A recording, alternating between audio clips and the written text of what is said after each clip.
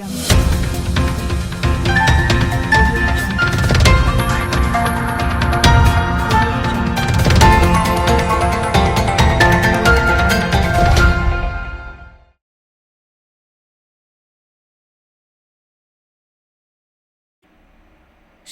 ಟಿಎಸ್ಎಸ್ನಿಂದ ಮತ್ತೆ 5 ಮೇಲೆ ಕೇಸ್ ದಾಖಲು. ಶಿರಸಿಯ ತೋಟಗಾರ್ಸ್ ಕೋಆಪರೇಟಿವ್ ಸೇಲ್ ಸೊಸೈಟಿಯಿಂದ ಮನಬಂದಂತೆ 100 ಕೋಟಿ ರು ಸಾಲ ನೀಡಿ ಹಾನಿ ಮಾಡಿದ್ದಾರೆ ಎಂದು ಆರೋಪಿಸಿ ಸಂಘದ ಪ್ರಭಾರಿ ವ್ಯವಸ್ಥಾಪಕ ವಿಜಯಾನಂದ ಭಟ್ 5 ವಿರುದ್ಧ ಮಾರುಕಟ್ಟೆ ಠಾಣೆಯಲ್ಲಿ ಪ್ರಕರಣ ದಾಖಲಿಸಿದ್ದಾರೆ. ಸೊಸೈಟಿ ಮಾಜಿ ಕಾರ್ಯಾಧ್ಯಕ್ಷ ರಾಮಕೃಷ್ಣ ಹೆಗಡೆ ಕಡವೆ, ಮಾಜಿ ಪ್ರಧಾನ ವ್ಯವಸ್ಥಾಪಕ ರವೀಶ್ ಹೆಗಡೆ, ಸೊಸೈಟಿ ಮಾಜಿ ನೌಕರ ಅನಿಲ್ ಕುಮಾರ್ ಮುಷ್ಟಗಿ, ಪ್ರವೀಣ್ ಹೆಗಡೆ ಹಾಗೂ ಮಹಾಬಲೇಶ್ವರ ಹೆಗಡೆ ವಿರುದ್ಧ ದೂರು ದಾಖಲಾಗಿದೆ.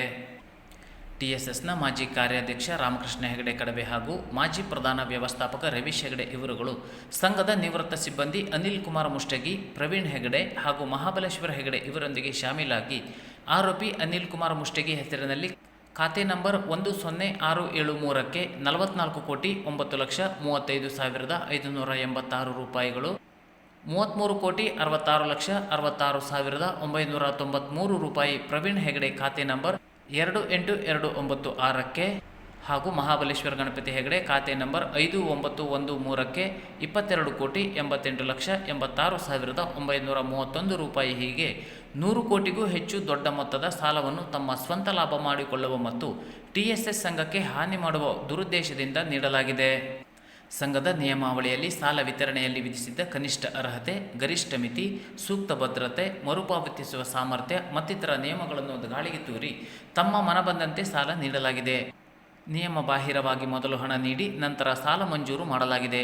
ಅಲ್ಲದೆ ಇಷ್ಟು ದೊಡ್ಡ ಮೊತ್ತ ಹಣವನ್ನು ಸಾಲವಾಗಿ ನೀಡುವಾಗ ಸೂಕ್ತವಾದ ಯಾವುದೇ ಆಸ್ತಿಗಳ ಮೌಲ್ಯಮಾಪನ ಅಥವಾ ಕಾನೂನು ಸಲಹೆಯನ್ನು ಪಡೆಯದೆ ಸಂಘಕ್ಕೆ ವಂಚಿಸಿದ್ದಾರೆ. ಆದ್ದರಿಂದ ಆರೋಪಿಗಳ ಮೇಲೆ ಸೂಕ್ತ ಕಾನೂನು ಕ್ರಮ ಕೈಗೊಳ್ಳಬೇಕು ಎಂದು ದೂರಿನಲ್ಲಿ ಉಲ್ಲೇಖಿಸಲಾಗಿದೆ. ಭೂಮಿಯ ಫಲವತ್ತತೆ ಉಳಿಸಿಕೊಂಡರೆ ಬರಗಾಲ ತಡೆಯಲು ಸಾಧ್ಯ, ಡಿಎಫ್ಒ ಹರ್ಷಭಾನು. ತಾಪಮಾನದಿಂದ ಬರುಬರುತ್ತಾ ನಮ್ಮ ಭೂಮಿಯ ಫಲವತ್ತತೆ ಕಳೆದುಕೊಳ್ಳುತ್ತಿದೆ. ಹಾಗಾಗದಂತೆ ಫಲವತ್ತತೆಯನ್ನು ಉಳಿಸಿಕೊಳ್ಳುವತ್ತ ಕಾರ್ಯೋನ್ಮುಖರಾದರೆ ಮಾತ್ರ ಭೂಮಿ ಮರುಭೂಮಿಯಾಗಿ ಬದಲಾಗುವುದನ್ನು ಹಾಗೂ ಬರಗಾಲವನ್ನು ತಡೆಯಬಹುದು ಎಂದು ಯಲ್ಲಾಪುರ ಉಪ ಅರಣ್ಯ ಸಂರಕ್ಷಣಾಧಿಕಾರಿ ಹರ್ಷಭಾನು ಜಿಪಿ ಹೇಳಿದರು. ಅವರು ಬುಧವಾರ ಅರಣ್ಯ ಇಲಾಖೆ ವತಿಯಿಂದ ಪಟ್ಟಣದ ಎಪಿಎಂಸಿ ಬಳಿ ಸಸ್ಯೋದ್ಯಾನದಲ್ಲಿ ಗಿಡ ನೆಡುವ ಮೂಲಕ ಪರಿಸರ ದಿನಾಚರಣೆ ಕಾರ್ಯಕ್ರಮ ಉದ್ಘಾಟಿಸಿ ಮಾತನಾಡಿ, ಭೂಮಿ ತಾಯಿ ಪರಿಸರ ನಮ್ಮ ಅವಿಭಾಜ್ಯ ಅಂಗವಾಗಿ ಪೂಜಿಸುತ್ತಾ ಬಂದಿದ್ದೇವೆ. ಹಾಗಾಗಿ ಎಲ್ಲರೂ ಪರಿಸರ ಸಂರಕ್ಷಣೆಗೆ ಕೈ ಜೋಡಿಸಬೇಕು. ಯಲ್ಲಾಪುರದಂತಹ ತಂಪು ವಾತಾವರಣ ಪ್ರದೇಶದಲ್ಲಿ ಈ ವರ್ಷ 40ರಿಂದ 42 ಡಿಗ್ರಿ ಸೆಲ್ಸಿಯಸ್ ತಾಪಮಾನ ದಾಖಲಾಗಿದೆ. ದೇಶದ ನಾಗಪುರದಲ್ಲಿ ಸುಮಾರು 54 ಡಿಗ್ರಿ ಸೆಲ್ಸಿಯಸ್ ತಾಪಮಾನ ಏರಿಕೆಯಾಗಿದ್ದು ಕಂಡುಬಂದಿದೆ. ಭೂಮಿಯ ತಾಪಮಾನ ಏರಿಕೆಯಾಗದಂತೆ ಪರಿಸರವನ್ನು ರಕ್ಷಿಸಲು ಎಲ್ಲರೂ ಜೊತೆಗೂಡಿದರೆ ಮಾತ್ರ ಒಳ್ಳೆಯ ಭೂಮಿಯನ್ನು ಮುಂದಿನ ಪೀಳಿಗೆಗೆ ಉಳಿಸಲು ಸಾಧ್ಯ ಎಂದರು. ಕೃಷಿ ಕಾರ್ಯದಲ್ಲಿ ಅತ್ಯಧಿಕ ರಾಸಾಯನಿಕಗಳ ಬಳಕೆ, ಪ್ಲಾಸ್ಟಿಕ್ ಬಳಕೆಯಿಂದ ಭೂಮಿ ಮರುಭೂಮಿಯಾಗಿ ಪರಿವರ್ತನೆಯಾಗುತ್ತಿದೆ. ಧರೆ ಹೊತ್ತಿ ಉರಿದರೆ ನಮಗೆ ಉಳಿದುಕೊಳ್ಳಲು ಜಾಗವೇ ಇಲ್ಲ. ಹಾಗಾಗದಂತೆ ಪರಿಸರ ಸಂರಕ್ಷಣೆ ನಮ್ಮೆಲ್ಲರ ಕರ್ತವ್ಯವೆಂದು ತಿಳಿದು ನಾವೆಲ್ಲರೂ ಈಗಲೇ ಜಾಗೃತಿ ವಹಿಸದಿದ್ದರೆ ಮುಂದೆ ಗಂಭೀರ ಪರಿಣಾಮ ಎದುರಿಸಬೇಕಾಗಬಹುದು ಎಂದರು. ಈ ಸಂದರ್ಭದಲ್ಲಿ ಸಹಾಯಕ ಅರಣ್ಯ ಸಂರಕ್ಷಣಾಧಿಕಾರಿ ಆನಂದ್ HA, ವಲಯ ಅರಣ್ಯಾಧಿಕಾರಿಗಳಾದ LA ಮಠ್, ಅಶೋಕ ಹಳ್ಳಿ, ಡಿಆರ್ಎಫ್ಗಳಾದ ಸಂಜೀವ್ ಕುಮಾರ್ ಬೋರಗಲ್ಲಿ, ಅಲ್ತಾಫ್ ಚೌಕಡಾಕ್, ಶರಣಬಸವ, ಶ್ರೀನಿವಾಸ್ ನಾಯ್ಕ್, ಜಿ ಸಂತೋಷ್, ಸುಹಾಸ ಗಾಂವ್ಕರ್, ಬಸಲಿಂಗಪ್ಪ, ಅಶೋಕ ಸಿಗ್ಗಾಮಿ, ಗಸ್ತು ವನಪಾಲಕರು ಇನ್ನಿತರ ಸಿಬ್ಬಂದಿಗಳು ಇದ್ದರು. ಬರೂರು ದೇವಸ್ಥಾನಕ್ಕೆ ಕಾಗೇರಿ ಭೇಟಿ, ಪೂಜೆ ಸಲ್ಲಿಕೆ. ನೂತನ ಸಂಸದರಾಗಿ ಆಯ್ಕೆಯಾದ ನಂತರ ಮೊದಲ ಬಾರಿಗೆ ಗ್ರಾಮ ದೇವಸ್ಥಾನವಾದ ಶಿರಸಿ ತಾಲೂಕಿನ ಬರೂರಿನ ಶ್ರೀ ಲಕ್ಷ್ಮೀನಾರಾಯಣ ದೇವಸ್ಥಾನಕ್ಕೆ ತೆರಳಿ ವಿಶ್ವೇಶ್ವರ ಹೆಗಡೆ ಕಾಗೇರಿ ವಿಶೇಷ ಪೂಜೆ ಸಲ್ಲಿಸಿದರು. ಈ ಸಂದರ್ಭದಲ್ಲಿ ದೇವಸ್ಥಾನದ ಮುಕ್ತೇಸ್ತರ ವಿಶ್ವನಾಥ ಹೆಗಡೆ ಕಲಗದ್ದೆ, ಕುಳುವೆ ಗ್ರಾಮ ಪಂಚಾಯತ್ ಅಧ್ಯಕ್ಷೆ ರಂಜಿತಾ ಹೆಗಡೆ, ಉಪಾಧ್ಯಕ್ಷ ಶ್ರೀನಾಥ ಶೆಟ್ಟಿ, ಗ್ರಾಮಸ್ಥರಾದ ನಾರಾಯಣ ಹೆಗಡೆ ಕಲಗದ್ದೆ, ಪ್ರಸನ್ನ ಜೋಶಿ, ಶ್ರೀಧರ್ ನಾಯ್ಕ್, ಅಣ್ಣಪ್ಪ ನಾಯ್ಕ್, ಪ್ರಶಾಂತ್ ಹೆಗಡೆ ಮತ್ತಿತರರು ಇದ್ದರು. ನಿತ್ಯವೂ ಪರಿಸರ ರಕ್ಷಣೆಯಾಗಲಿ, ದೈಹಿಕ ಶಿಕ್ಷಣ ಪರಿವೀಕ್ಷಕ BB ಗಣೇಶ್ ಕರೆ. ಭಾರತ ಸೇವಾದಳ ಜಿಲ್ಲಾ ಹಾಗೂ ತಾಲೂಕಾ ಸಮಿತಿ ಶಿರಸಿ, ಶಾಲಾ ಶಿಕ್ಷಣ ಇಲಾಖೆ ಶಿರಸಿ, ಅರಣ್ಯ ಇಲಾಖೆ ಬನವಾಸಿ ವಲಯ, ಸರ್ಕಾರಿ ಹಿರಿಯ ಪ್ರಾಥಮಿಕ ಶಾಲೆ ಬಿಸಲಕೊಪ್ಪ ಇವರ ಸಂಯುಕ್ತ ಆಶ್ರಯದಲ್ಲಿ ಪರಿಸರ ದಿನಾಚರಣೆ ಕಾರ್ಯಕ್ರಮ ಬಿಸಲಕೊಪ್ಪ ಶಾಲೆಯಲ್ಲಿ ನಡೆಯಿತು. ತಾಲೂಕು ದೈಹಿಕ ಶಿಕ್ಷಣ ಪರಿವೀಕ್ಷಕ BB ಗಣೇಶ್ ಗಿಡ ನೆಡುವ ಮೂಲಕ ಕಾರ್ಯಕ್ರಮ ಉದ್ಘಾಟಿಸಿ ಮಾತನಾಡಿ, ನಾವು ಪ್ರತಿದಿನ ಪ್ರಾರ್ಥನೆಯಲ್ಲಿ ಪೃಥ್ವಿ ಸಸ್ಯ ಶ್ಯಾಮಲೆಯಾಗಿರಲಿ ಎಂದು ದೇವರಲ್ಲಿ ಬೇಡಿಕೊಳ್ಳುವ ಸಂಪ್ರದಾಯದೊಂದಿಗೆ ಅದರ ಪಾಲನೆ ಮಾಡೋಣ ಎಂದರು. ಸಭಾ ಕಾರ್ಯಕ್ರಮದಲ್ಲಿ ಶಿರಸಿ ತಾಲೂಕಾ ಸೇವಾದಳ ಅಧ್ಯಕ್ಷ ಅಶೋಕ ಭಜಂತ್ರಿ ಅಧ್ಯಕ್ಷತೆ ವಹಿಸಿದ್ದರು. ಸಸ್ಯಗಳನ್ನು ತಮ್ಮ ಸ್ವಂತ ಮಗುವಿನಂತೆ ಆರೈಕೆ ಮಾಡಬೇಕು. ಎಲ್ಲ ಜೀವಿಗಳ ಜೀವಾಳ ಇರುವ ವೃಕ್ಷವು ನಮ್ಮೆಲ್ಲರ ಮಾತೆಯಂತೆ. ಈ ಭೂಮಿ ಸಸ್ಯ ಶ್ಯಾಮಲೆಯಿಂದ ಇರುವಂತೆ ನೋಡಿಕೊಳ್ಳುವ ಜವಾಬ್ದಾರಿ ಹಾಗೂ ಕರ್ತವ್ಯ ನಮ್ಮೆಲ್ಲರದು.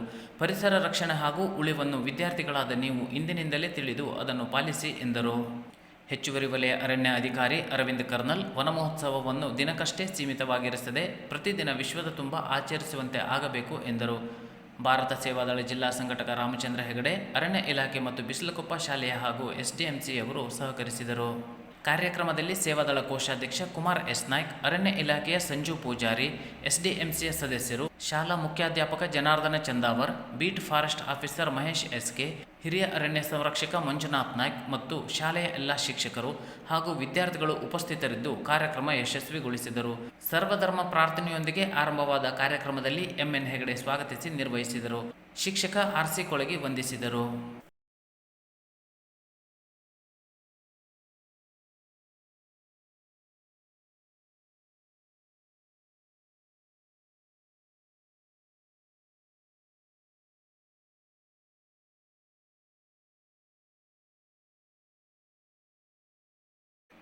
ಶಿರಸಿಯ ಚಿಪಿಗೆಯಲ್ಲಿ ಲೋಕಸಭಾ ವಿಜಯೋತ್ಸವ. ಉತ್ತರ ಕನ್ನಡ ಲೋಕಸಭಾ ಚುನಾವಣೆಯಲ್ಲಿ ವಿಶ್ವೇಶ್ವರ ಹೆಗಡೆ ಕಾಗೇರಿಯವರು ಅತ್ಯಧಿಕ ಮತಗಳ ಅಂತರದಿಂದ ವಿಜಯಿಯಾಗಿರುವುದರಿಂದ ಚಿಪಿಗೆಯಲ್ಲಿ ವಿಜಯೋತ್ಸವ ಆಚರಿಸಲಾಯಿತು. ಚಿಪಿಗೆ ಚೆಕ್ಪೋಸ್ಟ್ ಹತ್ತಿರ ಸೇರಿ ಕಾರ್ಯಕರ್ತರು ಘೋಷಣೆ ಕೂಗುತ್ತಾ ಪಟಾಕಿ ಸಿಡಿಸಿ ಸಂಭ್ರಮಿಸಿದರು. ಈ ಸಂದರ್ಭದಲ್ಲಿ ಬೂತ್ ಅಧ್ಯಕ್ಷರುಗಳಾದ Naveen Shetty, Jagannath Hegde, R V. Hegde Chipigi, Nirmala Shetty, Umesh Bankapur, Raju Bhandari, Nagaraja Shetty, Vinayaka Deshpande, Jeevan Pai, S S. Hegde, Harish Shetty, Subrahmanya Shetty, Sadanand Hebbar, S M. Hegde, Deepak Naik, Ganapathi Naik, Chipagi ಯುವಕರ ಬಳಗ, ಗ್ರಾಮಸ್ಥರು ಹಾಗೂ ಕಾರ್ಯಕರ್ತರು ಭಾಗವಹಿಸಿದ್ದರು. ಉತ್ತರಾಖಂಡ ಹವಾಮಾನ ವೈಪರೀತ್ಯ, ಶಿರಸಿಯ ಚಾರುಣಿಗ ಮಹಿಳೆ ಸಾವು. ಉತ್ತರಾಖಂಡದಲ್ಲಿ ಟ್ರೆಕ್ಕಿಂಗಿಗೆ ತೆರಳಿದ ಸಂದರ್ಭದಲ್ಲಿ ಆದ ಹವಾಮಾನ ವೈಪರೀತ್ಯದಿಂದ ಶಿರಸಿ ತಾಲೂಕಿನ ಜಾಗನಹಳ್ಳಿಯ ಮಹಿಳೆಯೊಬ್ಬರು ಸಾವನ್ನಪ್ಪಿದ್ದಾರೆ.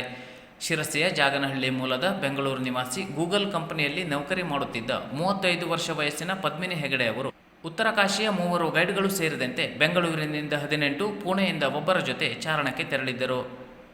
ಪದ್ಮಶ್ರೀ ಹೆಗಡೆ ಅವರು ಈಗ ಕೆಲವು ವರ್ಷಗಳಿಂದ ಚಾರಣದಲ್ಲಿ ಆಸಕ್ತಿ ಹೊಂದಿದ್ದು, ಮೇ 29ರಿಂದ ಜೂನ್ 7ರವರೆಗೆ ಭಟವಾಡಿ, ಸಿಲ್ಲಾ, ಕುಶಕಲ್ಯಾಣ್, ಸಹಸ್ರತಾಲ್ ಟ್ರೆಕ್ಕಿಂಗಿಗೆ ಅನುಮತಿ ಪಡೆದ ತಂಡದೊಂದಿಗೆ ತೆರಳಿದ್ದರು.